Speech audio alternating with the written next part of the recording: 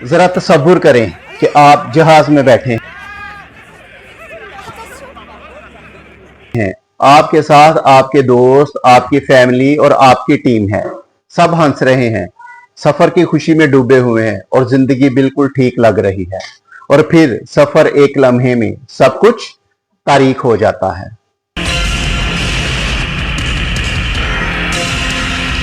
आंख खुलती है तो आप जहन्नुम में हैं। चारों तरफ बर्फ, लाशें, खून और एक खौफनाक खामोशी। दर्जा हरारत -30 डिग्री, मुकाम नामालूम और मदद आने वाली नहीं है। ये कोई फिल्म नहीं है, ये है असल कहानी यूराग्वे एयरफोर्स फ्लाइट 871 की। एक ऐसी सच्ची दास्तान जिसको सुनकर दुनिया कांप उठी और जिसे मानने वाले लोगों ने इनकार किया, मगर ये सच थी, 100% सच। आए वापिस चलते हैं 13 अक्टूबर 1972 की तरफ। व्यूअर्स, बात सादा थी। यूराग्वे की एक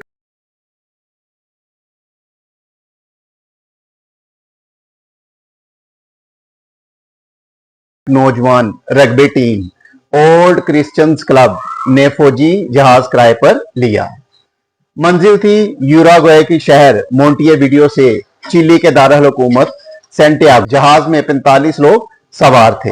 कोच, खिलाड़ी, खानदान के अफराद, दोस्त, सब जवान, सब खुश, सब बेफिक्र। जहाज था फेयरचाइल्ड FH-227, एक 2 इंजन वाला फौजी तैयारा। 12 अक्टूबर को पहली कोशिश की गई, लेकिन एंडीज पहाड़ों के ऊपर मौसम खराब था।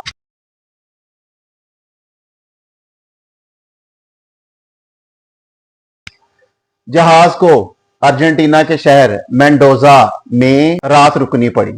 कुछ मुसाफिर घबराए हुए थे, कुछ हंसते रहे। इन्हें घबराना चाहिए था। 12 अक्टूबर दोपहर 2:18 पर जहाज ने दोबारा उड़ान भरी। को पायलट ना तजर्बाकार था, उसने हिसाब लगाया कि जहाज पहाड़ पार कर चुका है। हकीकत में ऐसा नहीं हुआ था। दोपहर 3:30 जहाज बादलों में से नीचे उतरा। एक मुसाफिर ने खिड़की से बाहर देखा और इसका दिल दहक कर रह गया। पहाड़ बिल्कुल सामने, चंद फीट के फासले पर। दायां पर पहाड़ से टकराया, फौरन टूट गया। फिर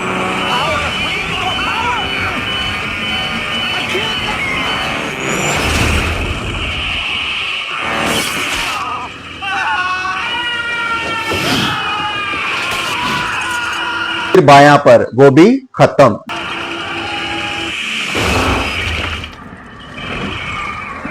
जहाज का बकिया हिस्सा एक धाती ताबूत बनकर 350 किलोमीटर फी घंटा की रफ्तार से बर्फीली ढलान पर फिसलता हुआ गया।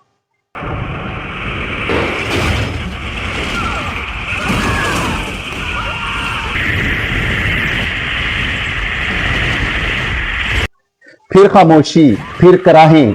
12 अफराद टक्कर के साथ चंद घंटों में हलाक हो गए। 33 जिंदा बचे।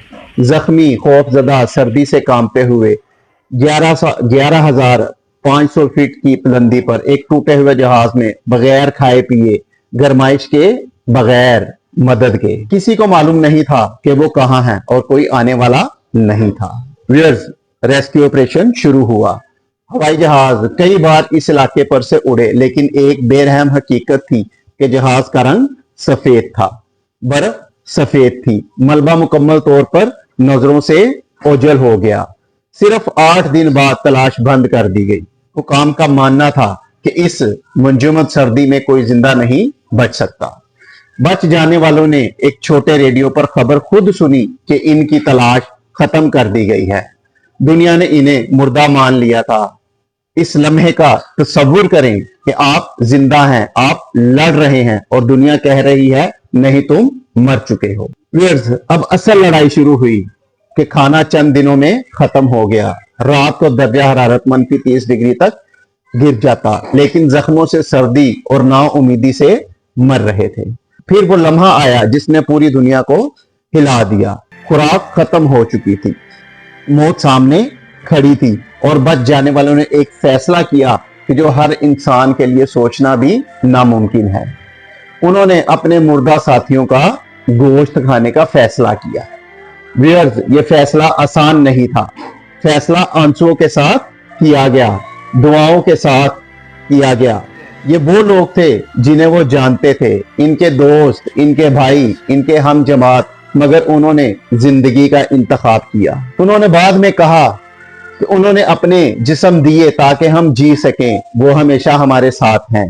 29 अक्टूबर की रात हादसे के सिर्फ 16 दिन बाद कुदरत ने एक और वार किया कि बर्फानी तोदा आया। जहाज का बकिया ढांचा मुकम्मल तौर पर बर्फ तले दब गया। बच जाने वाले अंदर दब गए। सर के ऊपर सिर्फ 3 फीट जगह, तारीकी, सर्दी और लाशें हर तरफ। इस रात 8 लोग और दम तोड़ गए। इनमें थे ग्रुप के लीडर मार्सेलो पेरीज और वाहिद बची खातून लेलिना मैथोल, जो सबके लिए मां की तरह थी और जख्मियों की देखभाल करती थी। इनकी याद में बच जाने वालों ने फैसला किया कि लेलिना के जिस्म को हाथ नहीं लगाएंगे। इनका खराजे अकीदत था। अगले 3 दिन में वो बर्फ के अंदर बंद रहे। ये इंसानी बर्दाश्त की इंतहा थी। व्यूअर्स, दिसंबर आ गया। 72 दिन गुजर चुके थे। ग्रुप को एक ही बात समझ में आ गई थी कि कोई नहीं आएगा। अब बचना तो खुद को बचाना होगा। 2 नौजवानों ने हाथ उठाया, तो पेराडो रोबर्टो कैंसा। उन्होंने कहा, हम पैदल चलकर मदद लाएंगे। कोई रस्सी नहीं, कोई नक्शा नहीं, कोई मुनासिब लिबास नहीं, सिर्फ इनके पांव और इनकी हिम्मत थी। उन्होंने एक चोटी सर की जो तकरीबन 15,000 फीट बुलंद थी, सिर्फ ये देखने के लिए कि आगे और पहाड़ हैं। मजीद दिन चलते रहे, दरिया पार किए, बर्फ में लड़खड़ाते रहे, भूखे थके मगर रुके नहीं। 10 दिन की पैदल मुसाफत के बाद एक चिली के किसान ने इन्हें दरिया के पार देखा। नाम था सर्जियो कातालान। पानी की आवाज इतनी तेज थी कि आवाज नहीं सुन सकते थे, तो पराडो ने एक पत्थर पर कागज बांधा और फेंका। अब कागज पे जो तहरीर थी कि मैं एक ऐसे जहाज में आ रहा हूं जो पहाड़ों में गिर गया। मैं यूराग्वे का रहने वाला हूं। अभी 14 जख्मी जिंदा हैं। सर्जियो कातालान ने रात भर घोड़े पर सफर किया और हुकाम को खबर दी। व्यूअर्स, 22 दिसंबर 1972 तमाम 16 जिंदा बचने वालों को रेस्क्यू कर लिया गया। हादसे के 72 दिन बाद जब पूरी सच्चाई सामने आई कि उन्होंने मुर्दा साथियों का गोश्त खाया, तो दुनिया तकसीम हो गई। सदमा, नफरत, इल्जाम, लेकिन कैथोलिक चर्च ने कहा और आखिरकार दुनिया ने भी माना कि ये गुनाह नहीं था, ये कुर्बानी थी, ये मोहब्बत थी, जिंदगी की चाहत थी। बच जाने वालों ने खुद कहा कि उन्होंने अपने जिस्म दिए ताकि हम जी सकें। वो हमारा हिस्सा है हमेशा के लिए।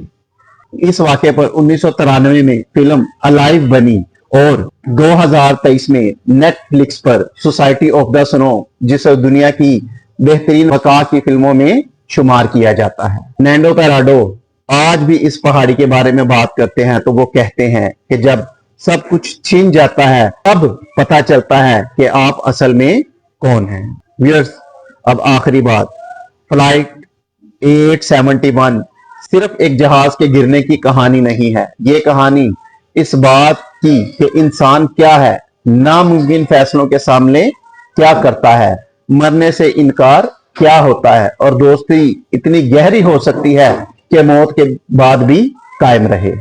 43 लोग चढ़े, 16 वापिस आए, और वो 16 लोग अपनी साथ बाकी सबको भी ले आए, अपने दिलों में, अपनी यादों में, अपनी रूहों में, और जिंदगी भर के लिए। ये था एंडीज का मोजज़ा। अगर इस कहानी ने आपको छुआ तो लाइक करें, शेयर करें और सब्सक्राइब करें, क्योंकि ऐसी सच्ची कहानियां याद दिलाती हैं कि हम इंसान कितने मजबूत हो सकते हैं। अगली बार फिर मिलेंगे एक और ऐसी ही सच्ची कहानी के साथ। इजाजत दीजिए। अल्लाह हाफिज।